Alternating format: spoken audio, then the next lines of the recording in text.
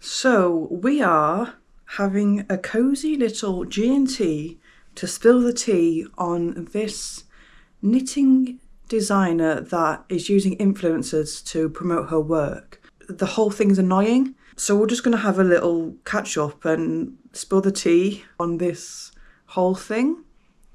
I was going to let it slide, but I keep thinking about it and I keep seeing more annoying posts on influencers and I just roll my eyes. I feel if you think something and you feel something so strongly and it can't get off your mind, like I feel like this is a good place to let it out. So we'll see, won't we? It's quite controversial, I think. Basically because influencers are like the worst people ever. Like that's the whole reason. It's not jealousy on this knitting designer at all. It's annoyance that influencers are like running the world kind of. So it's just about that.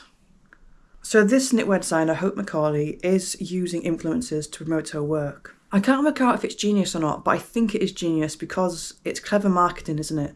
Like influencers are everywhere. To me, it's like a pandemic and it needs to be stopped, but I don't think it's ever going to be stopped. I am a small channel and if I ever become big, I will never be like a proper... You know what I mean? It's very different having a YouTube channel than it is to having an influencer channel where you sell really bad quality stuff that you don't actually use, you return, like all these Amazon hauls, Shein hauls, like overconsumption kind of influencer. And then there's the other side, like where you feel awful about your body and your life because they have these accounts where everything is so put together and so perfect that it makes you feel not perfect and it makes you feel bad about yourself. Like the way you look and everything, like it's a whole thing. It's a whole thing. And it's very weird that it's like blending with the knitting community. Like to me, that's super weird. Like it seems like counterintuitive. It doesn't seem like a knitting circle. It doesn't seem like a knit and natter. It just seems like, I don't have the words to describe it. Do you know what I mean? Let me know in the comments if you know what I mean. This came about because I watched this show called The Social Knitwork, which is about Hope Macaulay and how her business works and things like that.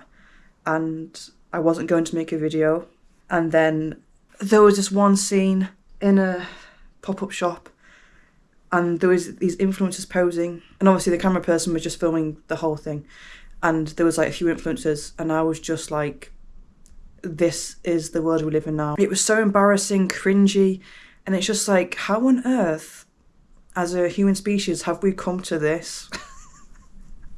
So that is why I'm so confused about it being in the knitting community. Like my brain doesn't seem to understand. But this video isn't just like spilling the tea, I hate this company. It is like this relationship that I have with this company is like a love-hate one. So I love that she's getting the word out about knitting, but I hate the way she promotes it, and I hate the yarn she uses, and we'll talk more about that later. But I do love that she's creating knitted clothes the traditional Irish way and shining a light on how it used to be. Like there is a scene where there's an old van and a new van, and that did make me so happy inside. It was so good to see something coming back to life. Because textile industries just died everywhere. Like I used to live in Glasgow and I cycled to Singer. And yes, it is a Singer, the sewing machine. And now it's just a shopping centre. So back in the day, the train line ran to the Singer sewing machine factory and it was this massive, gorgeous building with this big clock. And it was like a proper community, that factory. It was so good. And in Bradford, I just lived there and like the fabric industry, like everything is just dying out because of fast fashion. So I really, really love that she's bringing back textile industry in Ireland. So she has knitters that live in Ireland. They make the clothes. The van comes to collect the clothes and then they post them out and things like that. So it's really cool. Like I'm so happy about that. That made me happy inside. So I'd never heard of this designer before, but I had seen the cardigan that everyone was kicking off about. So I don't watch the Traitors, but I recognise the cardigan. And everyone was kicking off about it, knitters and non-knitters. I didn't look much into it, to be honest, because I think I saw one reel where someone talked about it. Like, and it was, it's a £400 for a knitted sweater. And then I was like, well, that seems really good. Why are people complaining, especially knitters? There's a whole thing in the knitting community now where knitters are being undercharged for everything.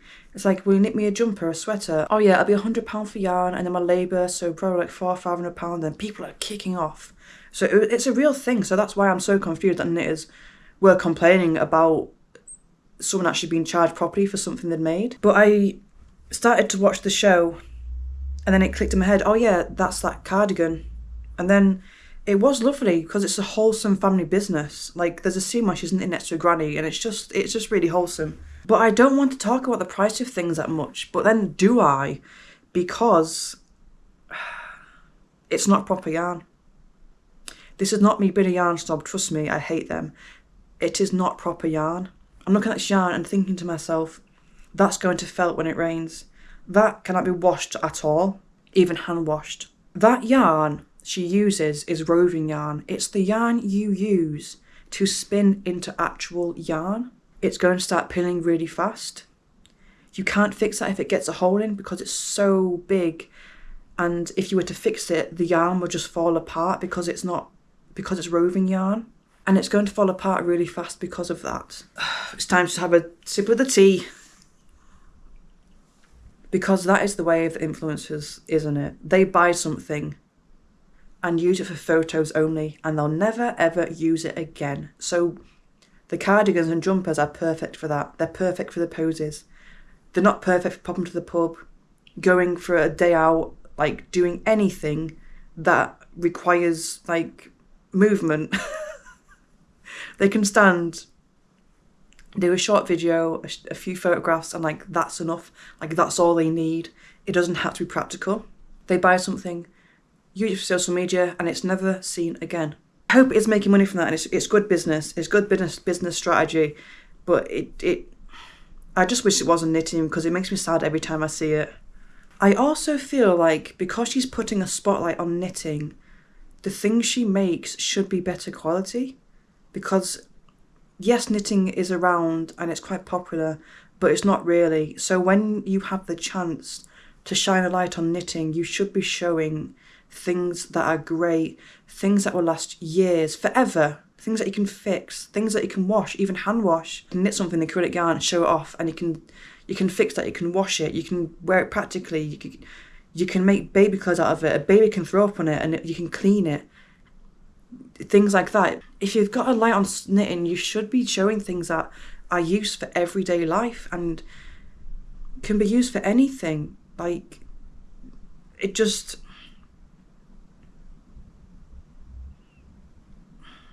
It should be something shown off that lasts a lifetime, like all knitted items, because you can darn them.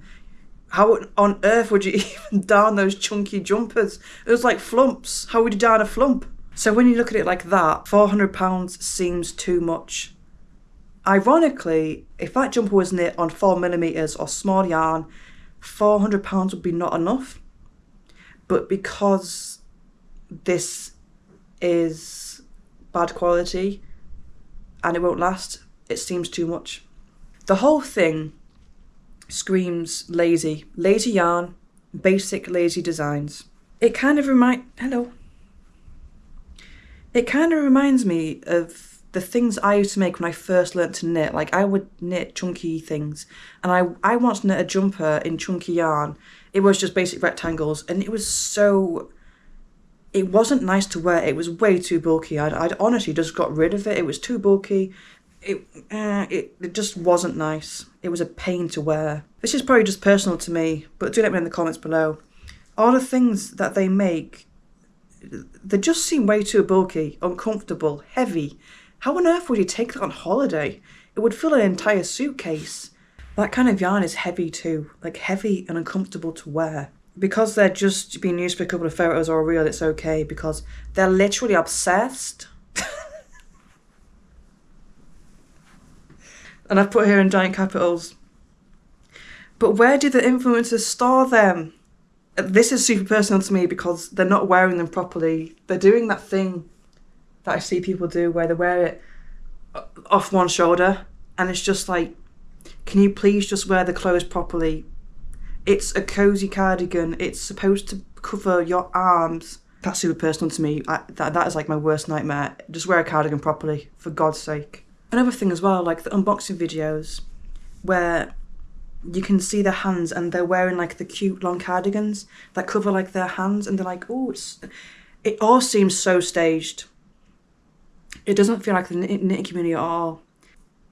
It's like having a corner shop right next to a Tiger or Asda. The little knitting community is trying to make people aware that knitting takes time, is a delicate, slow thing.